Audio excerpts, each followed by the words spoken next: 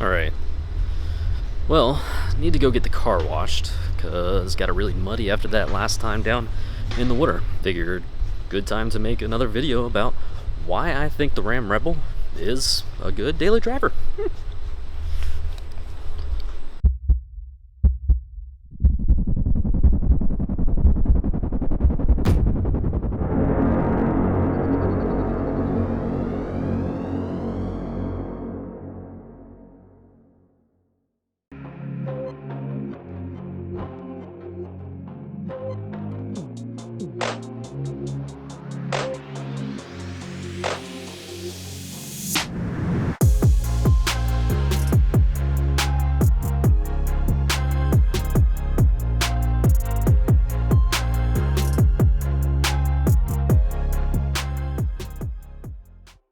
Alright, now this part sucks.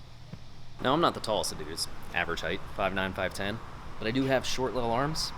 To this day, I don't even know if the roof of this truck is clean, because frankly it's hard to get up there, so I do what I can.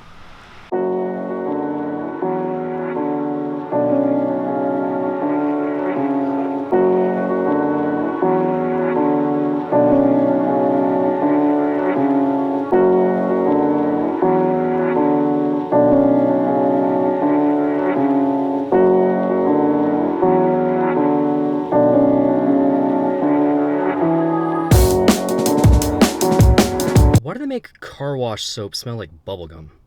It's kind of weird. Anyway, squeaky clean. Probably gonna get dirty again in about 10 minutes.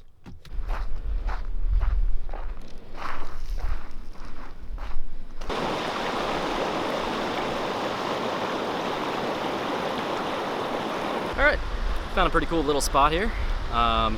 Might get a little bit of wind, but I'll just talk loudly like this, because there's nobody around to look at me like I'm an idiot, so. The reason I got the Ram was my STI turned out to be a lemon. Go figure. Subaru's quality, kind of gone downhill. I know because I've owned 4 Subarus. That Ram is the first truck, I think, that's been really capable of swaying car people. I mean, shoot, my wife loves that thing. It's comfy, it's luxurious. But when people ask me how it does on a daily basis, phenomenally. This thing drives like a car. It's easy to get around town. Now I've got the package that does have the parking sensors, which to me was pretty much an absolute must because of where we live.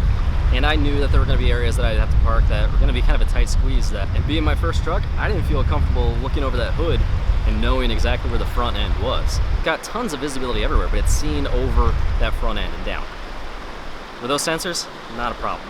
Thing handles like a car, it turns like a car. It's super easy to get into reasonable sized parking spaces, which in Seattle is frankly kind of hard to come by. Seattle really thinks that everybody drives Tesla Model 3s, and they're not wrong, but there's a big SUV and pickup truck kind of population around here. So frankly, it is pretty easy to drive around town. We live in kind of a suburban urban area where it gets to be kind of, you know, city parking and driving in some spots, and then just very neighborhood-like. It handles both pretty well. People ask me all the time about gas mileage. It's a pickup truck, so yeah, it's not the greatest on mileage, but considering my itty-bitty STI is also doing like 15 miles to the gallon, I get 21 on that thing on the highway. That's good enough for me. And I do a lot of this stuff right here, so I carry a bunch of gear. And that was one of the reasons why I wanted something way bigger than my STI when I got rid of it. The STI, yeah, it was a 4-door, but it was actually still kind of difficult to get stuff in and out of. That big, and I don't put anything in the bed, but that big back seat with the flat bottom, made for photographers. I'm telling you, it's just perfect. I love that thing. Now, one of the things that I will give people that I'm not familiar with, and I'll tell you why I'm not familiar with it in a second, is maintenance costs of a vehicle that size. It's probably going to be pretty pricey.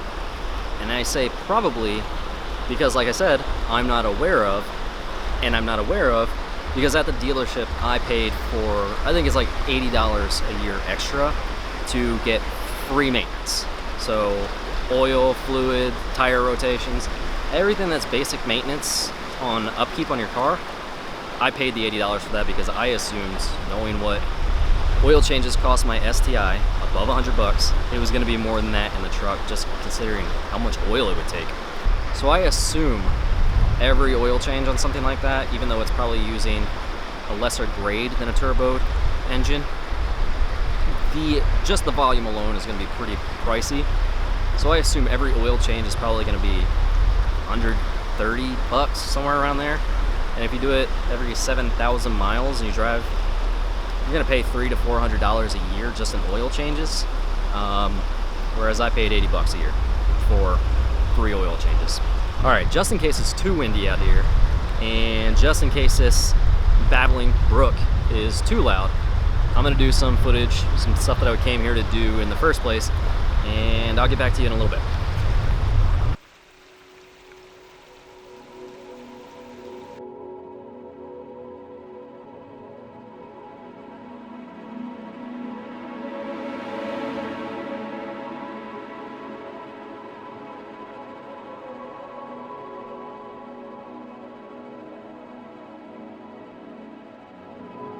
Oh boy, my over summer.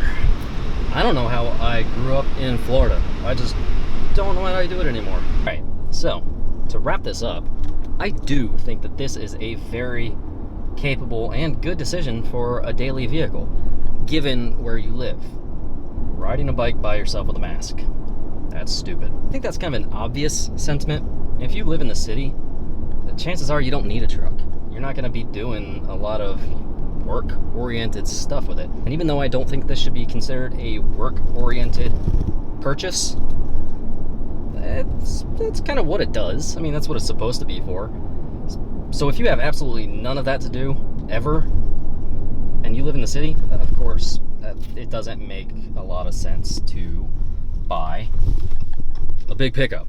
But I'll even go as far as saying, if you live in kind of like that mixed environment like I do, suburban, kind of urban from time to time, this is perfectly fine. Now, you know what? It's more than fine. This is a great truck. I love this thing. I think this is the perfect blend of utility and usability and daily commutability. And I know for a fact that I've already convinced one person to buy a truck based on what I've said about this Rebel. So, FCA, I want my commission. I want it. Well, that about wraps it up, I think. So, till the next video, whatever that might be, comment, like, really appreciate it. If you subscribe, and, you know, judging from comments, what people are asking for is probably going to end up being more of like a channel about the Rebel and my wife's Jeep and just, you know, going places and doing stuff. So, hope you enjoy that. There will be camera stuff from time to time. I just, you know, I like it. I hope you do too. All right, till next time.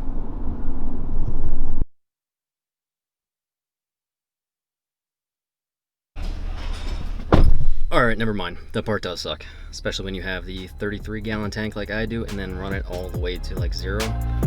Oof.